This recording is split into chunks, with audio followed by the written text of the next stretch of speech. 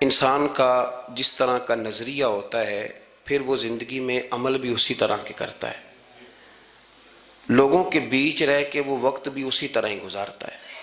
قریش مکہ اور حضور سید عالم صلی اللہ تعالیٰ علیہ وسلم سے جو پہلے کے لوگ تھے، ان کے افکار بہت ساری خرابیوں کا شکار ہو گئے تھے، فکری کمزوریاں پیدا ہو گئی تھیں، مختلف قسم کی اوہام پرستی کا وہ شکار تھے، توہمات میں الجھ گئے تھے۔ حج کا موقع آیا ہے تو اب انہوں نے قبولیت کا یہ نظریہ گھڑ لیا ہے کہ ننگے ہو کے معاذ اللہ طواف کریں گے بیت اللہ کا۔ قربانی کا موقع آیا ہے تو جانوروں کا خون دیواروں کے ساتھ لگائیں گے خانہ کعبہ کی۔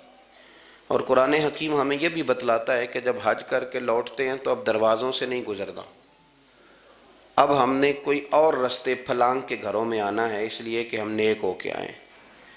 تو مختلف قسم کی توہمات انہوں نے گڑھ لی تھی، اللہ تبارک و تعالیٰ کی ذات کے بارے میں بھی، انبیاء کرام علیہم السلام کے بارے میں بھی۔ قرآن مجید ہمیں کہتا ہے کہ یہودیوں نے جناب عزیر علیہ السلام کو اللہ کا بیٹا کہا، عیسائیوں نے معاذ اللہ حضرت عیسیٰ علیہ السلام کو اللہ کا بیٹا کہا۔ تو افکار کے اندر جب انسان کے بہت زیادہ خرابیاں آ جاتی ہیں، یعنی ایک آدمی کا ذہن بن گیا نا سارے لوگ چور ہی ہیں، تو پھر کسی سے دوستی کرنا، کسی کے ساتھ چلنا، وقت گزارنا اس کے لیے دشوار ہی نہیں محال بھی ہو جاتا ہے۔ اور اگر انسان محسوس کرنے لگتا ہے نا کہ یار نہیں ایسا نہیں ہے، یہ میرے رسول کریم کی امت ہے، اور حضور علیہ السلام نے فرمایا میری امت کبھی گمراہی پر جمع نہیں ہوگی، تو امت میں خیر ہے، ہمیں خیر کو تلاش کرنا چاہیے۔ پھر انسان آہستہ آہستہ نرم ہونے لگتا ہے، لوگوں کو گنجائش دینے لگتا ہے، اور ان کی باتوں کو، ان کی کمزوریوں پر وہ استدلال کرتا ہے کہ یہاں کمزور پڑ گئے ہوں گے، یہاں یہ مسئلہ ہو گیا ہوگا۔ وہ کسی نے کہا تھا کہ جانے کس عمر میں جائے گی یہ عادت میری، روٹھنا اس سے تو اوروں سے الجھتے پھرنا۔ کئی دفعہ یوں بھی ہوتا ہے۔ تو ہمارے ہاں افکار میں اگر حسن رہے، تازگی رہے، خوبصورتی رہے۔ اب بھی کچھ لوگ ایسے ہیں جو اعتدال کا رستہ چھوڑ جاتے ہیں۔ صوفیاء کی جماعت میں جب سے ملنگوں نے قدم رکھا ہے، اور بہت سارے ایسے لوگ جو کہتے ہیں کہ نہیں تمہیں نہیں پتہ بات معرفت کی ہے، تو ان لوگوں نے بھی خرابی پیدا کر دی۔ پھر اس کا نقصان یہ ہوا کہ کچھ دانشوروں نے، شعراء نے، سیاستدانوں نے معاذ اللہ یہاں تک کہنا شروع کر دیا کہ جو جس کو بھی پکارتا ہے کسی نہ کسی روپ میں اللہ کو ہی پکارتا ہے۔ افکار میلے کر دیے، بھئی اگر جس کو بھی جو پکارا جا رہا تھا تو وہ معاذ اللہ اللہ کو ہی پکارا جا رہا تھا، جس کے سامنے جو جھکتا تھا تو کوئی نہ کوئی اس کے ہاں توحید پائی ہی جاتی تھی، تو پھر اللہ کے رسول بتوں کے خلاف کیوں جہاد کرتے رہے؟ پھر لا الہ الا اللہ کا کیا معنی ہوا؟ تو ایک تو وہ طبقہ آیا، پھر ایک الحاد اور بے دینی کا رویہ کچھ لوگوں نے یہ بھی اختیار کیا کہ معاذ اللہ انہوں نے مسبب الاسباب کی بجائے لوگوں کو اسباب پر زیادہ توکل کرنے کا معاذ اللہ درس دیا۔ دعاؤں سے کام نہیں چلتا، خالی نعروں سے بات نہیں بنتی۔ اس کو یہاں تک لے گئے کہ اگر آج انہیں حضور کا کوئی معجزہ بتایا جائے، کسی کرامت کی بات کی جائے، اللہ تبارک و تعالیٰ کی طرف سے عطا کردہ کسی انہونی ایسی بات میں جس میں خالصتاً قدرت الہی کا دخل ہو، تو ان لوگوں کے لیے ماننا مشکل ہو جاتا ہے، کیونکہ انہوں نے زور ہی اس بات پہ دے دیا ہے۔ تو ان سارے رویوں کے اندر ہمیں پھر پلٹ کر انہی تعلیمات کی طرف توجہ کرنی ہوگی جو مدینے والے محبوب نے ہمیں عطا فرمائی، جو حضور نے عقائد اور نظریات کا حسن ہمیں عطا فرمایا۔ یہ میرا دور گھبرائے ہوئے لوگوں کا دور ہے، پریشان لوگوں کا دور ہے۔ ڈپریشن کے مریضوں کی تعداد 65% تک پہنچ گئی ہے۔ اس قدر زیادہ لوگ ڈرے ہوئے، پتہ نہیں کیا ہوگا۔ جو غریب ہو گیا وہ جانتا ہے شاید کبھی بھی میرا ہاتھ نہیں پڑے گا، جو بیمار ہو گیا وہ سمجھتا ہے کہ شاید کبھی تندرست نہیں ہوگا۔ تو کمزوری آ گئی اور تیزی کے ساتھ آئی۔ ٹی وی پہ بیٹھے لوگوں نے بھی کمزور کیا۔ پھر ایک تعویذ دھاگے والے تھے، انہوں نے بھی کہہ دیا تینوں کسی نے کچھ کیتا ہے۔ او بھئی کنے کیتا ہے؟ کہندا ہے مینوں حکم ہی نہیں، مینوں تے شرارت دا حکم سی وہ میں کر چھڑی، تینوں کسی نے کچھ ہے۔ اب تو سوچتا رہ، جتنے تیرے دشمن ہیں تو ان کی لسٹ بنا لے۔ تو شرارتیں ہوئیں، لوگ کمزور ہوئے، افکار کے اندر کمزوری آئی۔ رسول کریم صلی اللہ علیہ وسلم لوگوں کو طاقتور کرتے، توکل کا درس دیتے، توحید باری تعالیٰ کے ستھرے جذبے حضور اپنے غلاموں کو عطا فرماتے، ان کی فکری حضور تربیت فرماتے، فکری۔ اللہ کے رسول صلی اللہ علیہ وسلم غار ثور میں موجود ہیں، ساتھ سیدنا صدیق اکبر رضی اللہ تعالیٰ عنہ۔ کفار جو گرفتار کرنے والے تھے، پیچھے لگے ہوئے تھے، وہ غار ثور کے دروازے تک آ گئے۔ جس طرح ڈاکٹر بول دیتا ہے، وہ کہہ دیتا ہے کہ اب جناب مشکل ہے، اگلے ہفتے آپ چلے جائیں گے، تو وہ جو کمزور لوگ ہیں انہوں نے اگلے ہفتے کیا جانا ہوتا ہے، وہ جب ڈاکٹر بتاتا ہے اسی وقت ہی فوت ہو جاتے ہیں۔ وہ کہتے ہیں اگلا ہفتہ تو لیٹ ہے، اسی وقت ہی سمیٹ لیتے ہیں سامان سفر۔ اور کچھ لوگ ایسے تھے، ڈاکٹر نے کہا کہ جناب آپ کی رپورٹس بتاتی ہیں کہ آپ بہت جلدی چلے جائیں گے، تو انہوں نے کہا جناب آپ جو کہہ رہے ہیں اپنے علم کے مطابق کہہ رہے ہیں، پر ہونا تو وہ ہے جو میرا رب کریم چاہے گا۔ یہ وہ جذبات ہیں جو ہمیں رسول کریم علیہ السلام نے عطا فرمائے۔ دیکھو حضرت ابوبکر صدیق رضی اللہ تعالیٰ عنہ کے ساتھ حضور غار ثور میں موجود ہے، کفار جو گرفتار کرنے والے ہیں وہ دروازے تک آ گئے، بالکل دروازے تک، اور جناب صدیق اکبر رضی اللہ تعالیٰ عنہ ان کو دیکھ کر تھوڑا سا گھبرائے، اپنے لیے نہیں، ذات مصطفیٰ کے لیے گھبرائے، کہیں حضور کو کوئی تکلیف نہ پہنچ جائے، تھوڑا گھبرائے۔ یا رسول اللہ وہ تو قریب آ گئے، اور اگر انہوں نے پیروں کی جانب جھک کر دیکھا تو وہ تو ہمیں دیکھ لیں گے۔ بالکل سرانے پہنچ گئے، یہ آ گئے، کھڑے ہو گئے، اور درمیان میں پردہ کیا ہے؟ مکڑی کا جالا، اور مکڑی کا جالا پھونک سے بھی اڑ جاتا ہے، تو مکڑی کا جالا بیچ میں، حضور وہ تو پہنچ گئے، ذرا جھک کر کے دیکھیں گے تو وہ تو ہمیں پکڑ لیں گے۔ اب یہ وقت تربیت ہے، اور وہ تربیت جو محبوب نے اپنے اس عظیم صحابی کی فرمائی، اس تربیت کو میرے رب کریم نے قرآن مجید میں بیان فرمایا۔ حضور فرماتے ہیں، رب فرماتا ہے کہ فرمایا محبوب نے، فرمایا لا تحزن، ابو بکر گھبرانا۔ یہ ایک موقع ہوتا ہے جب انسان کو گھیر لیتی ہیں مشکلات چاروں جانب سے، اور جو بھی آتا ہے وہ اسے مایوس ہی کرتا ہے، لیکن حالات کے سہمے ہوئے لوگوں کو بتا دو حالات بدل جاتے ہیں، ایک جیسے نہیں رہتے۔ کہا لا تحزن، ابو بکر گھبرانا، کیوں؟ ہماری فوجیں آ کے انہیں پکڑ لیں گی، یا اندر ہمارے پاس کوئی ایسا اسلحہ موجود ہے کہ ہم ان پر چھوڑ دیں گے تو یہ مر جائیں گے۔ لا تحزن، ابو بکر گھبرائیے مت۔ کیوں نہ گھبرائیے؟ اس لیے کہ ان اللہ معنا، بے شک اللہ ہمارے ساتھ ہے۔ جن کے ساتھ رب ہو انہیں گھبرانا نہیں چاہیے۔ انہیں گھبرانا، یہ جو مسلح کی قوت ہوتی ہے، یہ دعا کی طاقت ہوتی ہے، دعا صلاح المومن، یہ جو قوت ہوتی ہے انسان کے پاس، یہ جو اس کے پاس ہتھیار ہوتا ہے کہ آج رات منا لوں گا میرا رب کرم فرما دے گا، یہ جو اس کے پاس قوت ہوتی ہے یہ اسے کمزور نہیں پڑنے دیتی، اسے طاقتور رکھتی۔ تو حضور نے افکار کے اندر یہ حسن پیدا کیا، لوگوں کو بتلایا کہ بجائے اس کے کہ تم کوئی چور رستہ تلاش کرو، کوئی سیاست کرنے کی کوشش کرو، تم کوئی ایسی راہ اختیار کرو جو تمہیں محسوس ہو کہ درست نہیں ہے، اس رستے نہ چلو، بلکہ تم اپنے رب کو منانے والے رستے پہ چلو۔ اور ترمذی شریف میں حدیث ہے، حضرت انس بن مالک رضی اللہ تعالیٰ عنہ فرمانے لگے کہ کریم محبوب علیہ السلام فرماتے ہیں کہ اپنے دکھڑے دنیا داروں کو نہ بتانا، سیٹھوں، نوابوں، چودھریوں، چاپلوسی کرنے کی ضرورت کوئی نہیں، اپنے دکھڑے دنیا داروں کو نہ بتانا ورنہ اللہ تمہیں کبھی غنی نہیں فرمائے گا۔ فرمایا اپنے دکھ اپنے رب کریم کی بارگاہ میں عرض کرنا، جلدی یا دیر سے اللہ تمہیں لوگوں سے بے نیاز کر دے گا۔ تربیت فرمائی۔ ہم لوگوں نے تیزی سے اپنے آپ کو کمزور کیا ہے، توجہ کا مرکز دنیا دار۔ وہ اکبر الآبادی نے کہا تھا کہ مصیبت میں بھی اب یاد خدا ہم کو نہیں آتی، دعا منہ سے نہ نکلی جیبوں سے عرضیاں نکلی۔ اب بھی نہ لوگ درخواستیں جمع کراتے ہیں، دعائیں نہیں کرتے۔ تو بھائی ایک تو یہ کہ توحید باری تعالیٰ کے بارے میں اصل نظریات، افکار کا حسن، پاکیزگی، اور آپ کا اپنے رب کی جانب پورا توجہ کرنا۔ ہمارے ہاں اب تو خیر کرامتیں فیس بک پہ آتی ہیں اور لوگ اس کا سوال بھی بڑا تگڑا کر کے کرتے ہیں، اور جو بچے چھوٹے موٹے ہماری طرح طالب علم ہوتے ہیں، کچھ کتابیں پڑھنے والے دین کے، وہ کئی دفعہ الجھ جاتے ہیں کہ اب اس کو ٹیلی کیسے کریں، ساتھ کیسے جوڑیں، ایسی کرامتیں، اور کرامت بیان کرنا بھی لوگوں نے ذمہ داری سمجھ لیا ہے، حالانکہ جڑے محرم راز حقیقت دے وہ تے راز حقیقت کھول دے ہی نہیں، اے جنہ ویکھیا نہیں او کرن گلاں، جنہ ویکھ لیا او تے بول دے ہی نہیں، تو بات ہی نہیں کرتے۔ تو کرامت نا جوڑ جاڑ کے نا کہیں فٹ کی جاتی ہے۔ آپ کو بخاری مسلم میں حدیث ملے گی، کوئی بھی ایسی اوہام پرستی، کوئی بھی ایسا نظریہ، کوئی بھی ایسی بات جو ذہن کو منتشر کرے، یعنی ابھی تک لوگ کہہ دیتے ہیں ہمارے کہ وہ کالی بلی رستہ کاٹ گئی تھی، تو معاملہ بڑا، میں ملتان شریف پہنچا تو مجھے وہاں ایک میرے سنگی کہنے لگے، بڑا پرانا ان سے ربط ہے، کہنے لگے کہ میں نے آج نہ تجربہ کیا ہے، ویسے واقعی کالی بلی رستہ کاٹی ہے تو مشکل ہو گئی ہے۔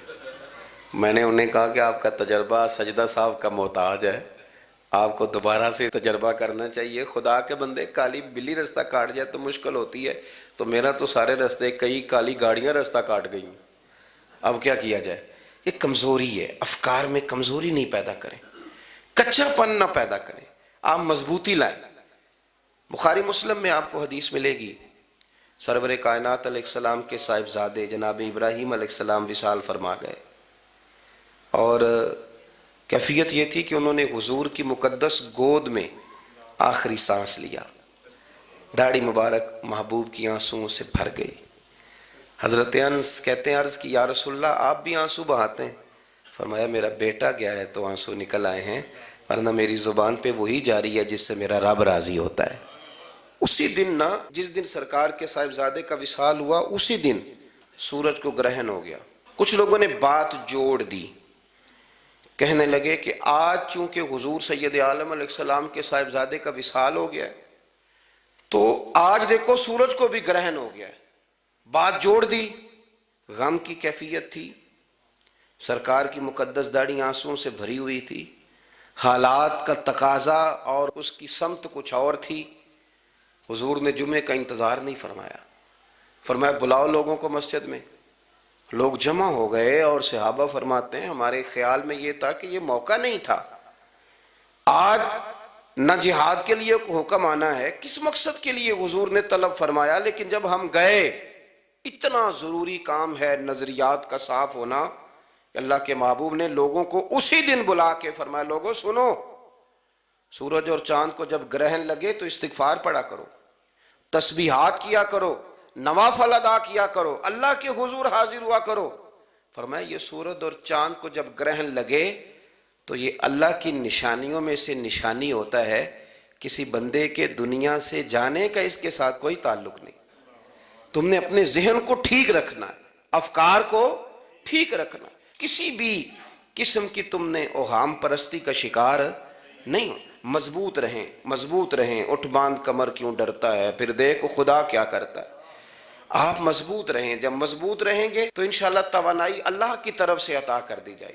دوسری بات، نبی پاک صلی اللہ تعالیٰ علیہ وسلم نے نا تمام انبیاء کرام علیہم السلام کے بارے میں لوگوں کے ذہنوں کی اصلاح کی۔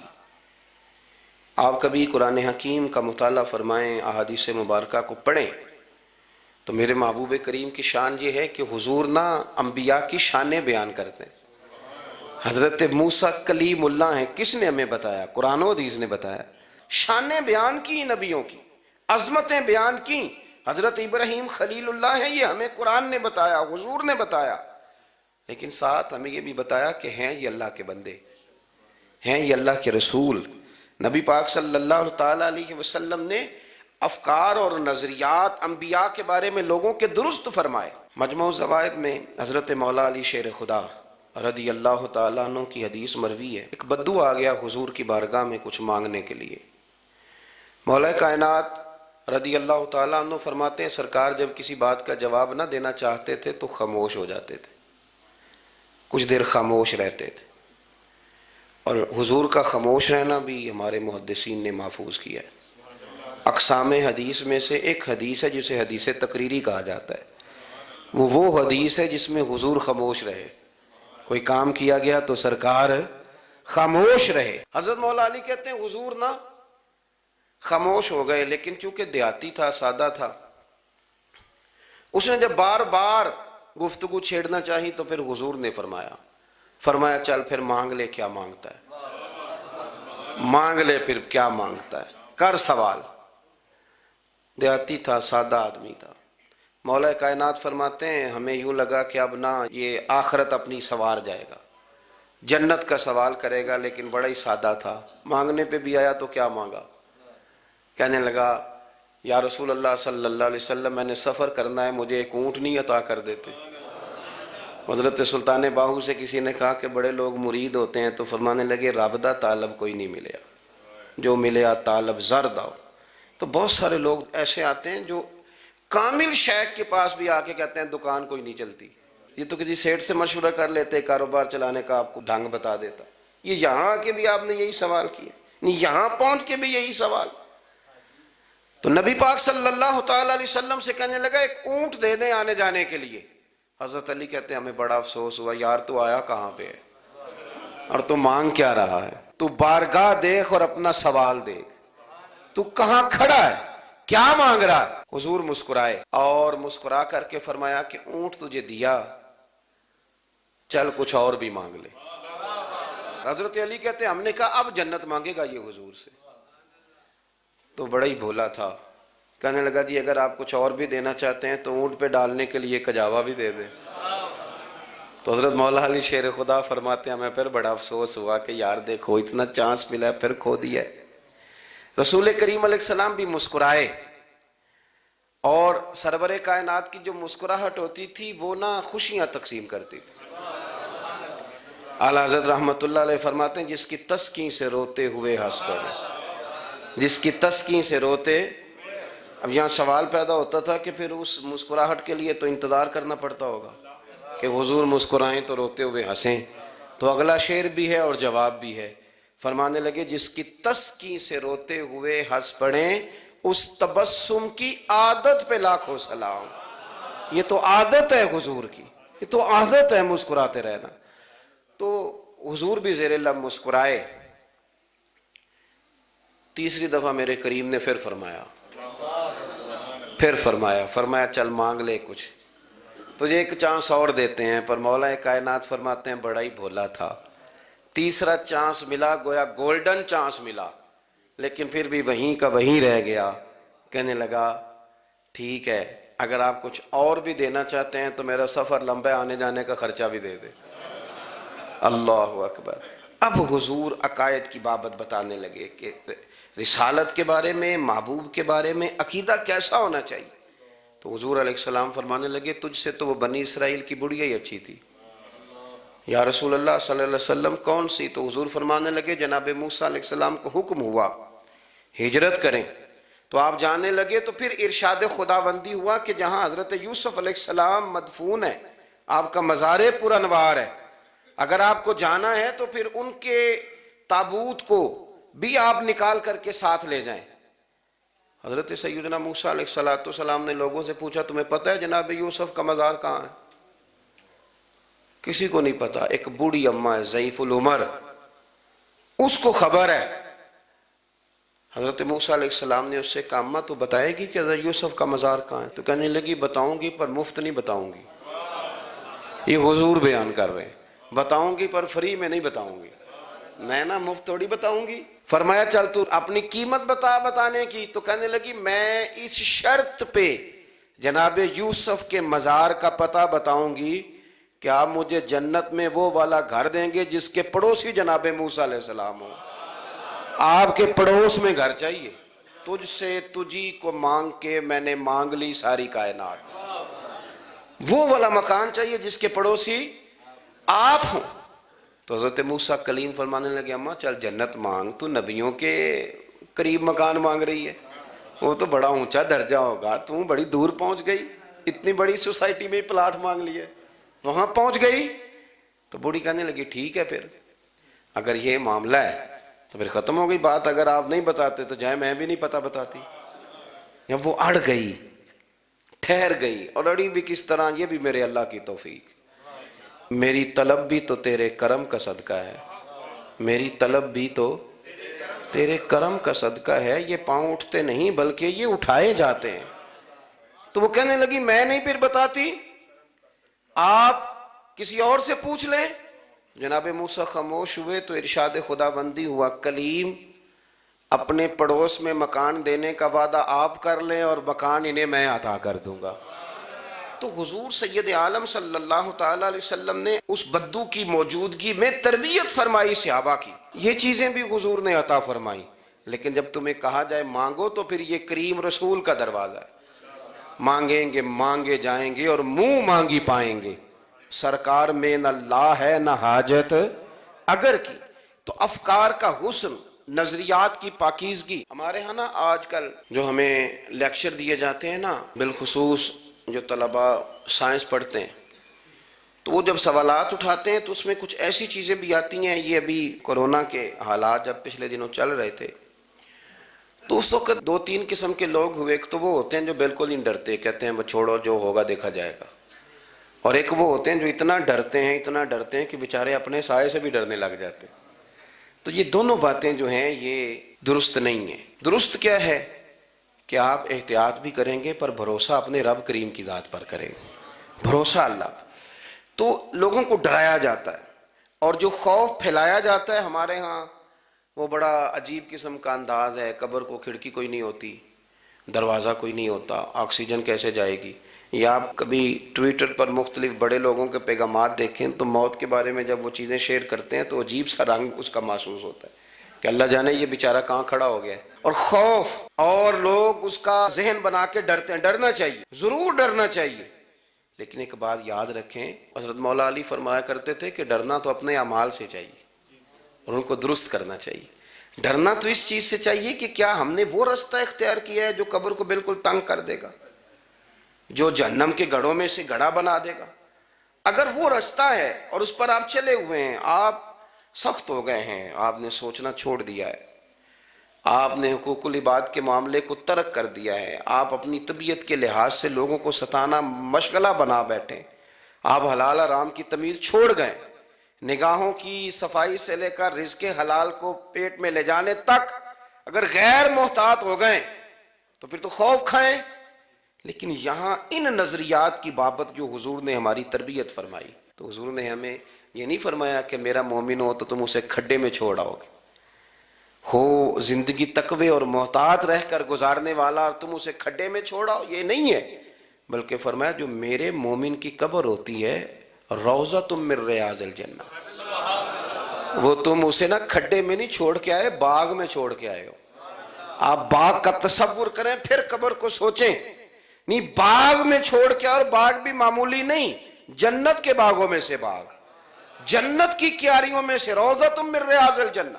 اب ذرا اس اینگل سے آپ اپنی قبر کو سوچیں، اس رویے کے ساتھ کہ اگر قبر آپ کی جنت کا باغ ہے تو باغ میں جاتے بندہ ڈرتا تو نہیں، اور باغ اتنا حسین ہے کہ جس میں پہلی آنکھ کھلے گی تو پہلی نظر اٹھے گی تو مدینے والے محبوب کا چہرہ نور نظر آئے گا، اتنا شاندار باغ ہے۔ آپ اس کی رعنائی، اس کا حسن اور اس کی خوشبو کو ملاحظہ فرمائیں۔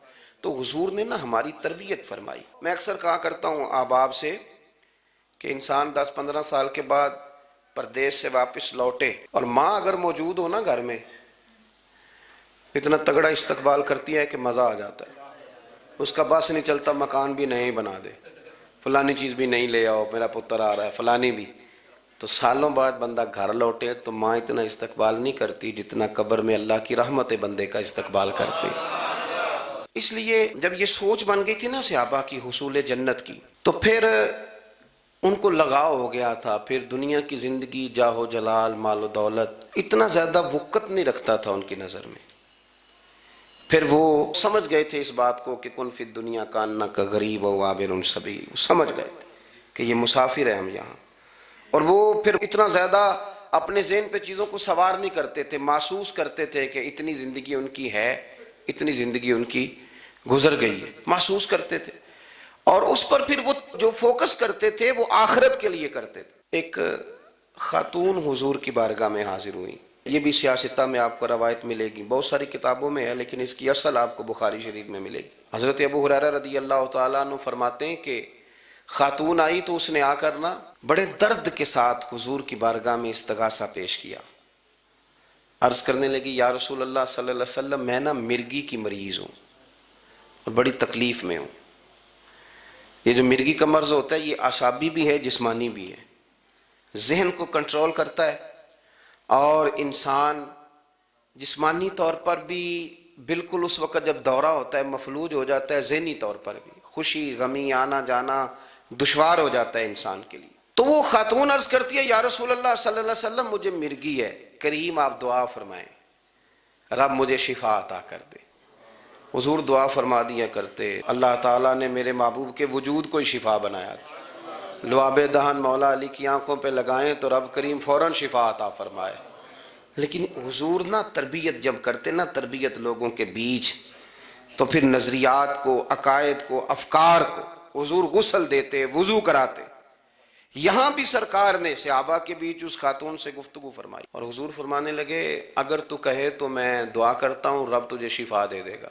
حضور فرمانے لگے اگر تو کہے میں دعا کرتا ہوں اللہ شفا دے گا، اور فرمایا اگر تو کرے صبر تو میرا وعدہ ہے رب بغیر حساب کتاب جنت عطا کرے گا۔ اب یہ سوچ ہے، یعنی ہمیں جب چانس ملتا ہے دنیا اور آخرت میں چیزوں کو عکس کرنے کا تو آپ نظر دوڑا لیں دائیں بائیں کہ لوگوں نے توجہات کہاں اپنی مرکوز کی ہوئی۔ حضور نے فرمایا اگر تو کہے تو رب کریم ہے وہ شفا دے گا، میں دعا کروں گا، اور اگر تو صبر کرے، مانا کیا کہ اگر تو مرغی کے ساتھ ہی گزارا کرے، اس کے ساتھ ہی وقت بتائے تو پھر رب تجھے جنت دے گا۔ یہ سمجھ لیں بات، اس پر غور کریں۔ وہ جو بیماری کو رحمت کہا گیا تو یہاں اس کا عملی مظاہرہ ہونے جا رہا ہے۔ حضور فرمانے لگے گر تو صبر کرے تو رب جنت دے گا۔ صحابہ کہتے ہیں اس بوڑھی نے 1 منٹ نہیں لگایا سوچنے کے لیے، فوراً عرض کرنے لگی، گویا عرض کرتی ہے حضور تھوڑی سی تو زندگی ہے، میں مرغی کے ساتھ ہی گزارا کر لوں گی، آپ دعا کریں رب مجھے جنت عطا کر دے، ہاں میرے لیے جنت کی دعا کر دیں۔ تو صحابہ فرماتے ہیں حضور نے دعا کر دی، گویا وعدہ ہو گیا جنت کا۔ وہ عرض کرتی ہے یا رسول اللہ صلی اللہ علیہ وسلم جب مرغی ہوتی ہے تو میرے وجود سے کپڑا ہٹ جاتا ہے، ستر کا مسئلہ بنتا ہے، اس کے لیے آپ ضرور اللہ کے حضور عرض کریں۔ تو سرکار نے دعا کر دی۔ صحابہ فرماتے ہیں کہ وہ دیر تک موجود رہیں، دیر تک، حضرت عثمان غنی کے زمانہ مبارکہ تھا، وہ بوڑھی موجود رہیں۔ جب بھی انہیں مرغی ہوتی تھی کپڑا اپنی جگہ پہ موجود رہتا تھا، اور جب ہم سے کوئی کسی جنتی کو دیکھنے کا سوال کرتا تھا تو ہم کہتے تھے اس بوڑھی کو دیکھ لو، اسے دنیا میں ہی حضور نے جنت کی بشارت عطا فرما۔ تو جو سمجھنے کی بات ہے وہ یہ ہے توحید، رسالت، قبر، حشر، اس کے بارے میں اپنے نظریات کو صاف ستھرا رکھیں۔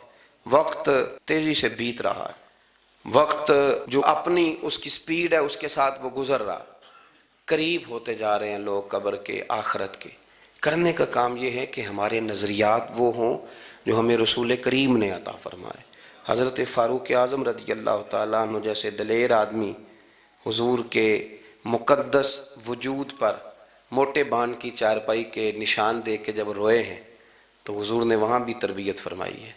فرمایا عمر کیا تم پسند نہیں کرتے کہ اللہ آخرت کی ساری شانیں ہمیں ہی عطا کرے، اور دنیا میں ہم تھوڑی سی مشکل دیکھ لیں تو ان چیزوں کو ہم نے سمجھنا ہے۔ یہ چیزیں ہمیں جینے میں آسانی پیدا کریں گی، ہمارے لیے مددگار ثابت ہوں گی، ہمارے افکار کو یہ تازہ رکھیں گے۔ پھر بہت زیادہ الجھاؤ، بہت زیادہ پریشان ہونا، بہت زیادہ ڈپریشن کا شکار ہونا، بہت زیادہ ہمارا دنیاوی معاملات کے اندر تفکر کرنا، یہ ہمیں کمزور نہیں کرے گا۔